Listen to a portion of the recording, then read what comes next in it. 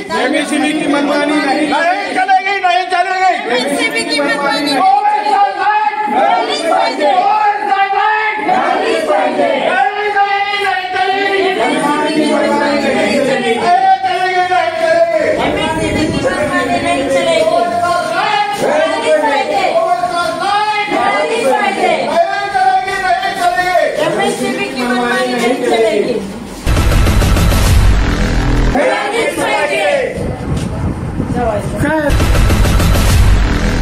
आम्हाला अर्धा ते पाऊण तास झालं या कार्यालयामध्ये उपस्थित आहोत। या ठिकाणी अधिकारी व मेन कर्मचारी या ठिकाणी अनुपस्थित दिसून आले।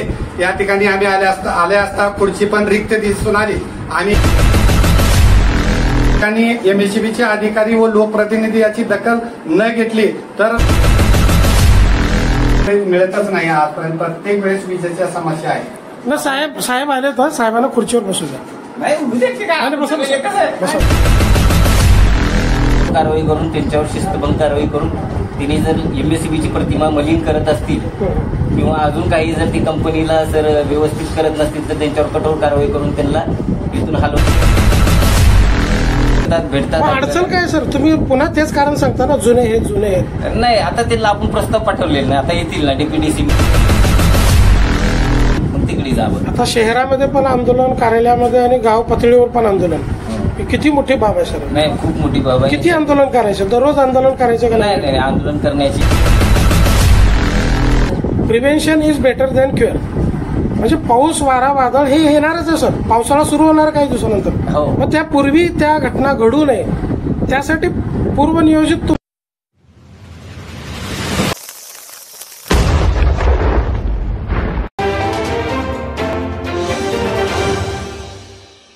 धाराशिव जिल्ह्यातील उमरगा शहर आणि परिसराला गेल्या काही वर्षापासून वीज पुरवठ्याची समस्या भेडसावत असल्यानं सतत वीज पुरवठा खंडित होणं, तासनतास वीज नसणं, शेतकऱ्यांचे डीपी सतत जळणं अशा अनेक समस्यांनी शेतकरी आणि नागरिक हे त्रस्त आहेत। त्यामुळे अॅडव्होकेट शीतल चव्हाण फाउंडेशनच्या सर्व पदाधिकाऱ्यांनी एमएससीबीच्या अधिकाऱ्यांना जाब विचार दिनांक 19 मे रोजी धारेवर धरले। सुरुवातीला कोणी अधिकारी जागेवर नसल्यानं रिकाम्या खुर्चीला पुष्पहार घालण्यात आलं। काही वेळानं अधिकारी आल्यावर त्यांना चांगलेच धारेवर धरण्यात आलं। यावेळी फाउंडेशनचे अध्यक्ष सत्यनारायण जाधव, राजू बडगिरे, अॅडव्होकेट खाजा शेख, किशोर वसुंडे, अॅडव्होकेट अर्चना जाधव, शबाना शेख, किशोर औरादे, भालेराव यांच्यासह इतर पदाधिकारी उपस्थित होते। जग चंद्रावर, मंगळावर गेलं, पण या भागातील लोकांना अद्यापही मूलभूत सुविधांसाठी झगडावं लागतंय। या गंभीर समस्येवर अॅडव्होकेट शीतल चव्हाण फाउंडेशनच्या वतीनं आंदोलनाचा इशारा यावेळी देण्यात आला। नहीं चलेगी एमएससीबी की मनमानी नहीं चलेगी, नहीं चलेगी, नहीं चलेगी। एमएससीबी की मनमानी नहीं चलेगी। मिळालीच पाहिजे, मिळालीच पाहिजे, मिळालीच पाहिजे, मिळालीच पाहिजे। 24 तास लाईट मिळालीच पाहिजे। नहीं चलेगी, नहीं चलेगी। एमएससीबी की मनमानी नहीं चलेगी, नहीं चलेगी। एमएससीबी की मनमानी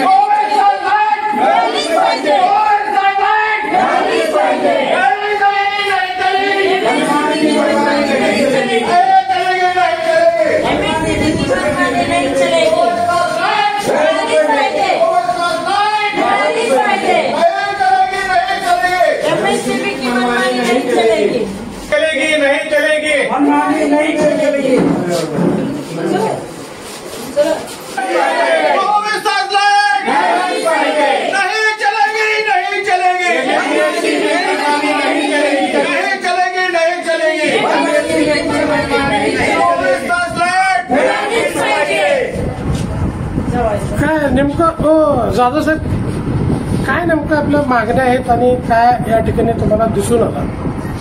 आम्ही आज या ठिकाणी अॅडव्होकेट शीतल चव्हाण फाउंडेशन उमरगा या एमएससीबी कार्यालयात सकाळी उपस्थित झालो असता जवळपास आम्हाला अर्धा ते पाऊण तास झालं या कार्यालयामध्ये उपस्थित आहोत। या ठिकाणी अधिकारी व मेन कर्मचारी या ठिकाणी अनुपस्थित दिसून आले। या ठिकाणी आम्ही आले असता खुर्ची पण रिक्त दिसून आली। आम्ही या खुर्चीला पुष्पहार अर्पण करून आमच्या ज्या काही उमरगा तालुक्यातील व उमरगा शहरातील जी लाईटीच्या समस्या आहेत या संदर्भात उपस्थित या ठिकाणी आहोत। आम्ही यापूर्वी बी अॅडव्होकेट शीतल चव्हाण फाउंडेशनच्या मार्फत वाचा फोडण्याचे प्रत्येक वेळेस कार्य केलेलं आहे। आम्ही कोणत्याही लोकप्रतिनिधीची किंवा पक्षाशी बाधित नसून सर्वसामान्य जनतेशी बांधील आहोत. यापुढेही जनतेशी सर्वसामान्यांशी वाचा फोडण्याचं कार्य करणार आहोत. या ठिकाणी 2 दिवसामध्ये जर प्रशासनाने याची दखल न घेतली तर 2 दिवसामध्ये गुरुवारी येणाऱ्या 22 तारखेला जन आक्रोश आंदोलन काढणार आहोत. नाही तर तुम्ही आल्यानंतर एक अधिकारी नाही 2 दिवसामध्ये कोण करणार उपाययोजना? आम्ही यापूर्वी बी पूर्वीच्या लोकप्रतिनिधीला निवेदन दिलेले आहेत आणि एमएससीबीच्या प्रशासनाला बी निवेदन दिलेले आहेत आणि चालू बी सध्या निवेदने दिलेले आहेत. या ठिकाणी एमएससीबीचे अधिकारी व लोकप्रतिनिधी याची दखल न घेतली तर 24 तास उमरगा शहरासाठी वीज पुरवठा झालाच पाहिजे. नाही मला काय म्हणायचं आहे, तुम्ही अर्धा 1 तास इथं एमएससीबीच्या कार्यालयामध्ये उपस्थित आहात, पूर्ण टीम तुमची. हो सर. कुठला अधिकारी तुम्हाला विचारला आला का? नाही सर. तुम्ही कुठल्या अधिकाऱ्याला फोन लावला का म्हणजे इथं आलो म्हणून? फोन लावला होता, फोन इश्यू केले. मोरे सरांना फोन केला होता, त्यांनी फोन इश्यू केला नाही सर. सर ही उमरगा तालुक्याची शहराची ही दयनीय अवस्था आहे. तुम्हाला वाटतं का 2 दिवसानंतर काही उपाययोजना होईल एमएससीबी अधिकाऱ्यांना? नाही, आम्ही जो कोविडचा काळ होता त्यावेळेस आमचे साहेब तिथं कोविडला ईदगाह कोविड सेंटरला विलगीकरण होते. त्यावेळेस आमच्या साहेबांनी या ठिकाणी वाचा फोडण्याचं कार्य केलेलं आहे. आम्ही आजपर्यंत निवेदन देऊन प्रत्येक वेळेस वाचा फोडण्याचंच कार्य करत आहोत. आम्ही जनतेसाठी बाधिल असून या ठिकाणी प्रशासनाने कसलीच दखल घेतलेली नाही. दखल येणाऱ्या काळात 2 दिवसात न घेतले तर आम्ही सर्वसमावेशक जनतेसमावेश या ठिकाणी जन आक्रोश मोर्चा काढणार आहोत. वेळेस आपण एमएससीबीला सतत पाठपुरावा करत आहोत सर. विजेचा प्रश्न हा फार गंभीर आहे. प्रत्येक वेळेस उमरगा शहरात वीज सुरळीत मिळतच नाही आजपर्यंत. प्रत्येक वेळेस विजेच्या समस्या आहे. ना साहेब आले तर साहेबांना खुर्चीवर बसू द्या. आणि वीज नसल्यामुळे पाणी पुरवठाही होत नाही. 15 दिवस नळाला पाणी. आता मी माझी लाईफ चालू करून मी आंघोळ करून बसा. नाही करतो आपण बोलू. उघड टाकायची वर्षाचा आहे सर. नाही करतो, सॉल्व्ह करतो. सगळं सॉल्व्ह. आणि असं का होतंय की एवढं अपयश का आहे की आपण म्हणजे लाईट वीज सुरळीत का होत नाही उमरग्याची? विद्यार्थ्यांच्या अभ्यासामध्ये पण परिणाम. सर हा खूपच ज्वलंत प्रश्न आहे. खूप दिवसापासून खूप महिन्यापासून म्हणण्यापेक्षा काही वर्षापासून हा विजेचा प्रश्न उमरगा शहरासाठी तालुक्यासाठी आहे. शेतकऱ्यांचं तर खूप मोठ्या अडचणी आहेत सर. काय कारण सर उमरगाला म्हणजे सुरळीत वीज पुरवठा आपण करू शकत नाही? आता मेन प्रॉब्लेम म्हणलं तर कसं उमरगा शहर जे आहे 2005 वर्षापूर्वी जी पॉप्युलेशन होती ती जवळपास 7,000 होती. आता 12,000 होती. सर 12,000 पॉप्युलेशन लाईट बिल भरते का नाही? त्या प्रमाणात पॉप्युलेशन जसं वाढते त्याच प्रमाणात लाईट बिल पण भरणा पण वाढत असेल ना?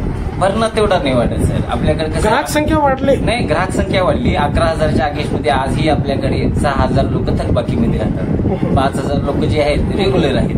थकबाकीदारांची लाईट कट करा तो भाग वेगळा झाला. पण सुरळीत वीज पुरवठा मी सांगतो ना. आता त्याच्यावर काय झालं, आपल्या जी पहिलीची पॉप्युलेशन होती, जी पहिलीची यंत्रणा होती तेच आपल्याकडे बाहेर आहे. म्हणजे जास्त ट्रान्सफॉर्मर राहू द्या 63 होती. त्या टाइमवर त्या ठिकाणी 100 घरं होती. आता 500 घरं झाली. आता त्याची कॅपॅसिटी वाढवण्यासाठी आपण प्रस्ताव दिले. त्यांचे नेमकं काय उरलेले, लोड वाढला की आपले फ्यूज चाललंय. पुन्हा लोड अति भार झालं की जे कंडक्टर वगैरे आहेत फार पुराणे, ते कंडक्टर तुटणे, जंप तुटणे हे झाले. आणि त्याच्यासाठी आपण उपाययोजना म्हणून सध्या काय केलं की आपली जी गावामध्ये पूर्ण स्पेसर आहेत एलटीसाठी जे वारंवार झाले, एकमेकाला फ्यूज उडणे हे वारंवार लई मोठ्या प्रमाणात होते. तर आपण पूर्ण उमरगा शहरामध्ये आता स्पेसर बसवले. त्याच्यामुळे 30% तर आपले फ्यूज कॉल कमी झाले. दुसरी गोष्ट आहे डीपीचं मेंटेनन्स.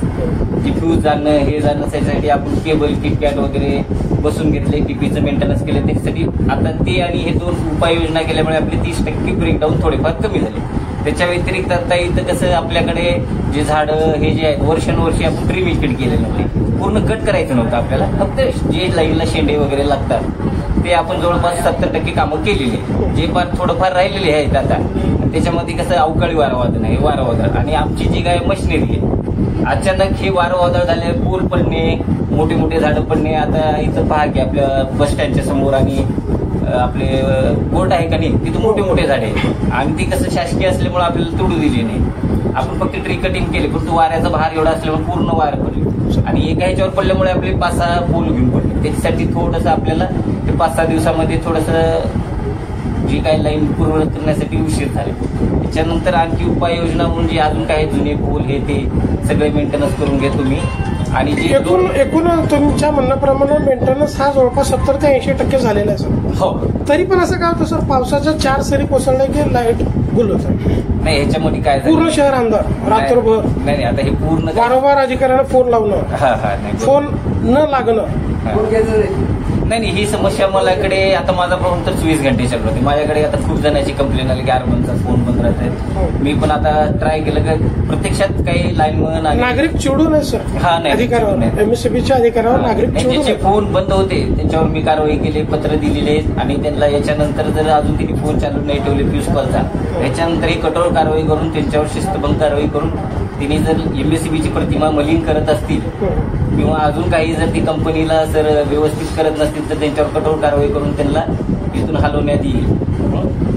पण आता आपल्याकडून काय संदेश द्याल जेणेकरून उमरगेकरांना समाधान होईल की 24 तास लाईट उपलब्ध होण्यासाठी आपण तत्पर आहात? हा, 24 घंटे लाईन हे त्यांना भेटावं म्हणून आपण तत्पर आहात. ज्याच्यासाठी काही लोड वाढलेला असेल तर मी एस्टिमेट पाहून तिथले लोड आपण काही प्रस्ताव दिलेले ते 63 ट्रान्सफॉर्मर 100 करणे, 100 200 करून हे लोड वाढून घेऊ आणि जे काही एकदम कमकुवत तारा वगैरे झाली असली तर ते बदलून घेऊ. फ्यूज कॉलसाठी जे कॉल वगैरे उचलत नाही. तुम्ही म्हणता सर ते जुने काही ट्रान्सफॉर्मर आहेत, डीपी आहेत, ते नव्यानं भेटलं तर चांगली गोष्ट राहील. मग ते नवीन तुम्हाला उपलब्ध होत नाहीत का? लोकप्रतिनिधी तुम्हाला सहकार्य करत नाहीत का? नाही, सहकार्य करतात, भेटतात. अडचण काय सर? तुम्ही पुन्हा तेच कारण सांगता ना, जुने आहेत. नाही, आता त्यांना आपण प्रस्ताव पाठवलेले ना, आता येतील ना डीपीडीसी म्हणजे वगैरे फंड जे आहेत ना अलॉट झाल्यावर आपल्याकडे येतीलच. आजपासून लाईट जाणार का सर उमरगा शहरामध्ये? नाही, तेवढी जाणार नाही. हे अजून थोडंसं टाइम द्यायचे काय मेंटेनन्स आम्ही करून घेऊ. 5-7 दिवसाच्या नंतर तुम्हाला आपल्या तालुक्यामध्ये बेडग्यामध्ये पूर्ण ग्रामस्थ आंदोलन करू लागले सर. आज सध्या चालू आहे त्या ठिकाणी. हो, मला फोन आला होता. त्यांची काय अडचण आहे सर? त्यांचं कसं आहे, आपल्याला तिथं आपण पॉवर ट्रान्सफॉर्मर नवीन बसवलंय अग्युमिटेशन मध्ये 5-6. ते ट्रान्सफॉर्मर चार्ज करून आणि त्याला आता नवीन असल्यामुळे आपल्याला हॅमिंगवर ठेवायला 24 घंटे लागतात आणि त्याला टेस्टिंग करायला 2-3 दिवस गेले. त्याच्यामुळे किती दिवस झाले तिथं लाईट बंद सर? नाही, ते फक्त 2 दिवस प्रॉब्लेम आला होता. आता चालू आहे. आता हे पाऊस वाऱ्यामुळे थोडंसं ब्रेकडाऊन झालेलं आहे. दुसरं काही नाही तिथं. ग्रामस्थ पूर्ण चिडून पेटून उठला सर. तुमच्या कार्यालयामध्ये गेला तिथला? हो, माझ्या जवळ नाही गेलीत. मला कॉल स्टेशनवर गेलेले आहे. आता मी पण तिकडेच मला बोलवलेत. मी ते म्हणलं तुम्ही आलेले, कल्पना आली पण आम्ही म्हणलं तुम्हाला समक्ष भेटून मग तिकडे जावं. आता शहरामध्ये पण आंदोलन, कार्यालयामध्ये आणि गाव पातळीवर पण आंदोलन. किती मोठी बाब आहे सर? नाही, खूप मोठी बाब आहे. किती आंदोलन करायचं? दररोज आंदोलन करायचं का? नाही, आंदोलन करण्याची याच्यानंतर भाग पडणार नाही. आपण जी काही इथली तालुक्याची लेवलची आपल्या गावातली शहराची लाईन व्यवस्थित करू. तसेच ती काही खेडेगावात आहे ते वारं वावदांमुळे थोडीशी हे झाली, मोठी हानी झाली. पोल उकडून पडणे, वारा आता ताशी खूप भयानक होता. असं म्हणतात sir, prevention is better than cure. चांगले sir, prevention is better than cure. म्हणजे पाऊस, वारा, वादळ हे येणारच आहे सर. पावसाळा सुरू होणार काही दिवसानंतर. मग त्यापूर्वी त्या घटना घडू नये त्यासाठी पूर्वनियोजित तुमचं कार्यक्रम झाला पाहिजे. म्हणजे जे काही आवश्यक बाबी आहे. नाही, आवश्यक करून घेऊ. आजपासून लाईट जाणार नाही अशी अपेक्षा व्यक्त करतो सर. नाही सर, आम्ही पण याची काळजी घेतो. उमरगा शहरामध्ये 24 घंटे तुम्ही म्हणल्याप्रमाणे लाईन तत्पर 24 घंटे चालू ठेवण्याचे आम्ही प्रयत्न करतो. तुम्ही पण सहकार्य करावा, आम्ही पण सहकार्य राहील.